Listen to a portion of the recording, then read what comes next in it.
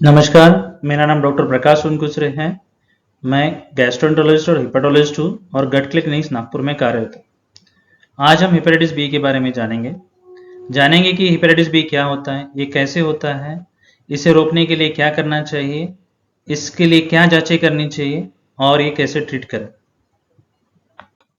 Hepatitis का मतलब होता है लीवर की कोशिकाओं में सूजन आना। ये सूजन जो वायरस तैयार करते हैं उनमें मुख्यत्वे रहते हैं hepatitis A, hepatitis B, C, D और ई। हेपेटाइटिस ए और ई दूषित पानी या दूषित खाने से फैलते हैं और हेपेटाइटिस बी, सी और डी ग्रसित व्यक्ति के विभिन्न द्रव जैसे खून, वीर्य आदि से फैलते हैं। हेपेटाइटिस बी हमारे लीवर की कोशिकाओं में रहता है और उनमें पनपते रहता है। हेपेटाइटिस बी खुद होकर लीवर की कोशिकाओं को नुकसान नहीं पहुंचाता। ये तो हमारी रोग प्रतिकार शक्ति है, वो समझती है किस कोशिकाओं में ये वायरस है और उन्हें नष्ट करने की कोशिश करती रहती है। ऐसा अगर निरंतर चलते रहा तो लीवर धीरे धीरे खराब होने लगता है। लीवर का खराब होना कई तथ्यों पर निर्भर होता है, जैसे वायरस का प्रजनन दर, एचबीवी डीएनए लेवल, वायरस की तीव्रता, ई एंटीजन पॉजिटिव है या नहीं, रोग प्रतिकार शक्ति यानी इम्यूनिटी और रोगी की उम्र के किस पड़ाव में हमें हेपेटाइटिस बी हो रहा है। उदाहरण के तौर पर अगर कोई माता हेपेटाइटिस बी से ग्रसित है तो अगर उसका एचबीवी डीएनए लेवल 1 लाख के ऊपर है और ई एंटीजन पॉजिटिव है तो ऐसी माता से अपने शिशु को हेपेटाइटिस बी होने की संभावना बहुत ज़्यादा बढ़ जाती है। जबकि जिस माता को hepatitis B E antigen negative है, एचबीवी डीएनए 1 लाख के नीचे है, तो शिशु को हेपेटाइटिस बी होने की संभावनाएं काफ़ी कम हो जाती है। वैसे ही हमारी रोग प्रतिकार शक्ति जब हम छोटे होते हैं, पैदा होते हैं, उस समय हमारी रोग प्रतिकार शक्ति बहुत ही अविकसित रहती है और इस उम्र के पड़ाव में अगर हमें हेपेटाइटिस बी होता है तो वो रोग प्रतिकार शक्ति अविकसित होने के कारण हेपेटाइटिस बी के संक्रमण को नहीं पहचान सकती और लीवर को क्षति नहीं पहुंचा सकती और हेपेटाइटिस बी पनपते रहता है। वैसे ही ऐसे केसेस में अगर लगभग 90 to 95% केसेस में ये क्रोनिक अवस्था में चला जाता है, निरंतर चलते रहता है। वही अगर हमें ये इन्फेक्शन उम्र के 5 साल के आसपास होता है तो लगभग 30% लोगों में ये क्रोनिक इन्फेक्शन हो सकता है।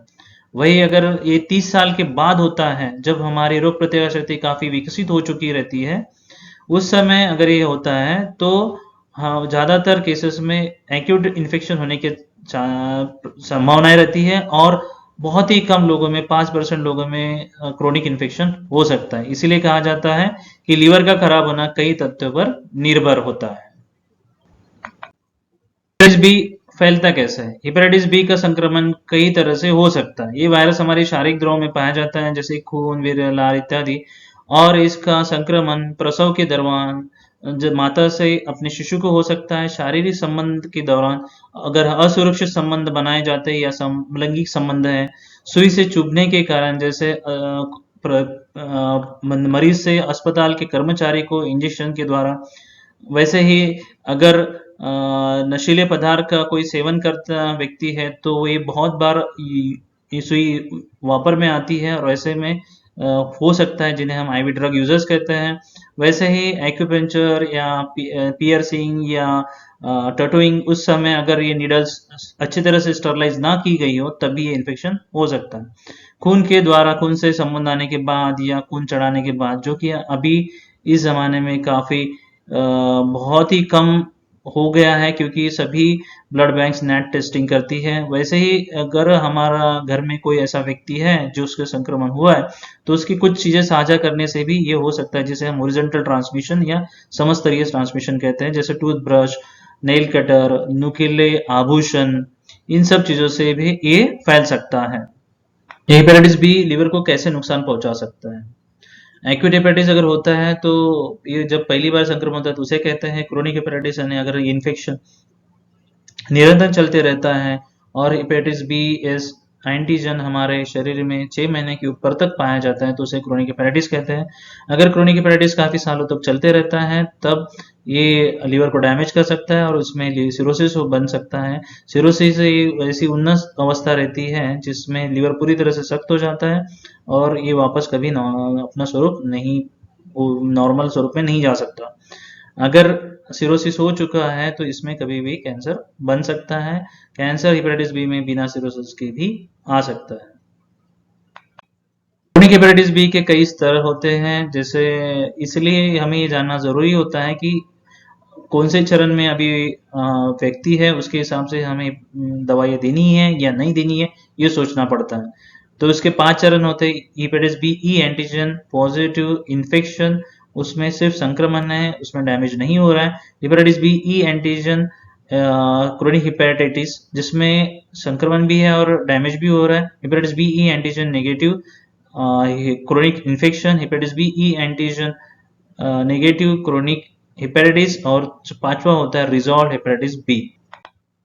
हेपेटाइटिस बी के लक्षण क्या होते हैं? जिस तरह से हमें एक्यूट हेपेटाइटिस होता है तो हमें सिर्फ 30% लोगों में लक्षण दिखाई देते हैं, बाकी लोगों में नहीं देते हैं। वो लक्षण होते हैं जैसे कि पीलिया होना, पेट में दर्द होना, जी मचलाना इत्यादि। क्रोनिक हेपेटाइटिस बी में भी भूख कम लगना, थकावट रहना, ये लक्षण दिखाई दे सकते हैं। हालांकि बहुत सारे लोगों को लक्षण नहीं होते। सिरोसिस में अगर पेशेंट को क्रोनिक हेपेटाइटिस भी रहते रहते सिरोसिस हो चुका है तो उस समय पेट में पानी भरना, खून पतला हो जाना, दिमाग पे सूजन आना, कभी कभी खून की उल्टी होना या फिर काली टट्टी होना, ये लक्षण आ सकते हैं।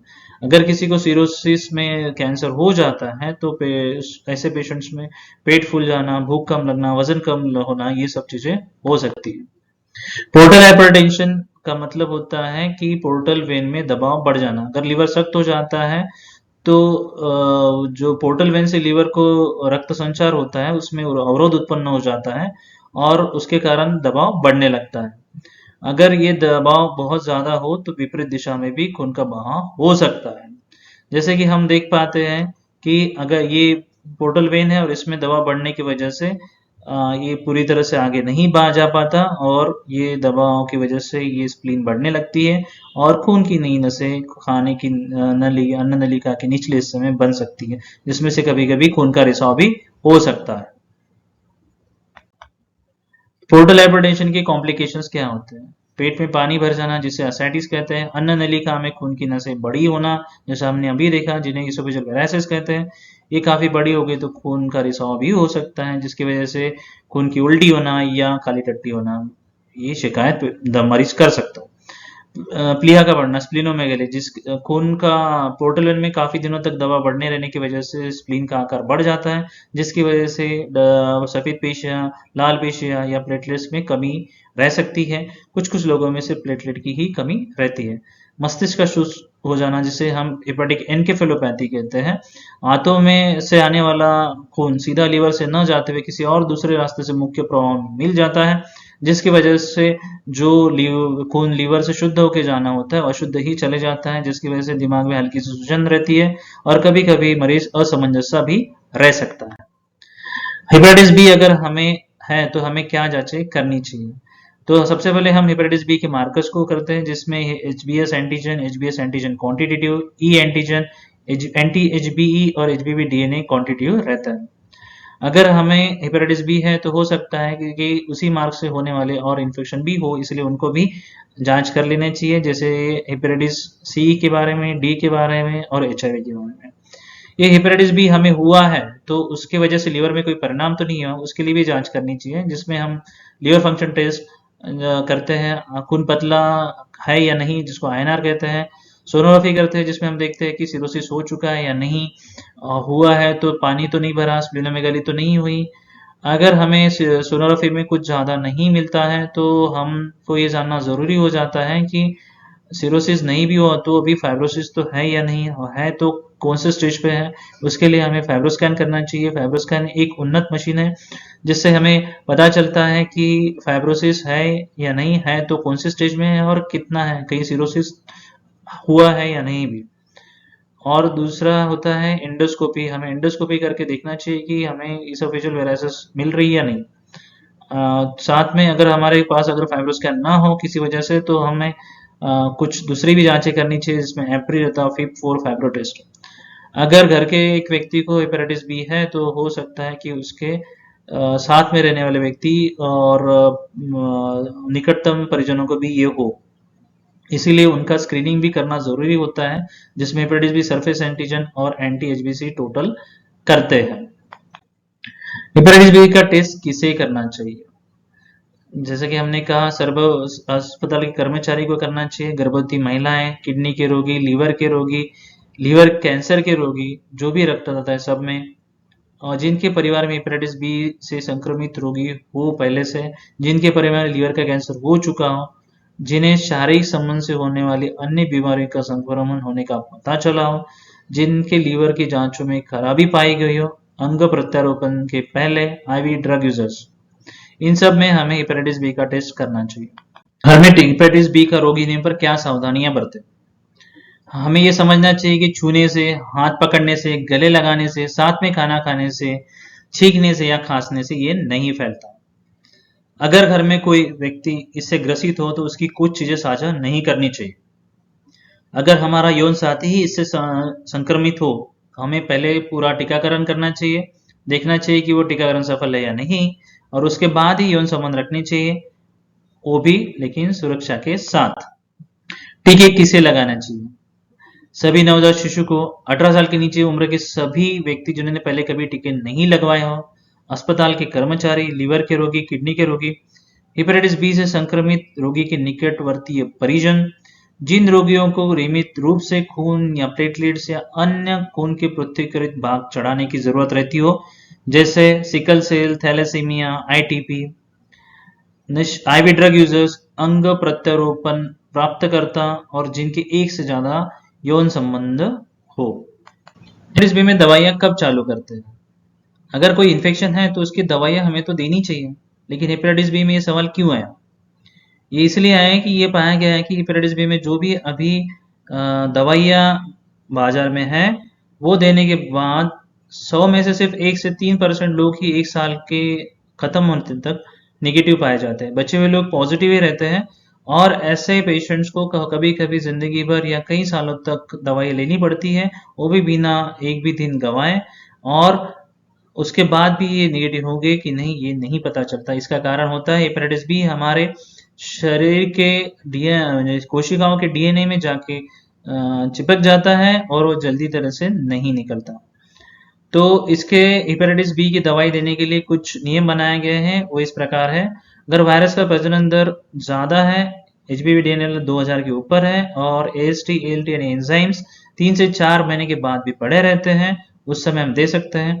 फाइब्रोस्कैन में लीवर काफी सख्त है, F2 फाइब्रोसिस, किसी को हेपेटाइटिस बी से सिरोसिस है, हेपेटाइटिस बी से कैंसर है, और पारिवारिक पृष्ठभूमि में अगर सिरोसिस और लीवर कैंसर है तो लीवर व्यतिरिक्त अन्य अंगों पे परिणाम हो, या किसी हेपेटाइटिस बी संक्रमित व्यक्ति को रोग प्रतिकार शक्ति कम करने की दवाइयां चालू करनी हो, जिसे हम इम्यूनोसप्रेशन कहते हैं।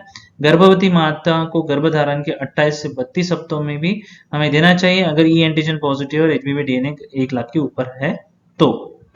इसका मतलब है हम सभी लोगों को दवाइयां नहीं चालू करते।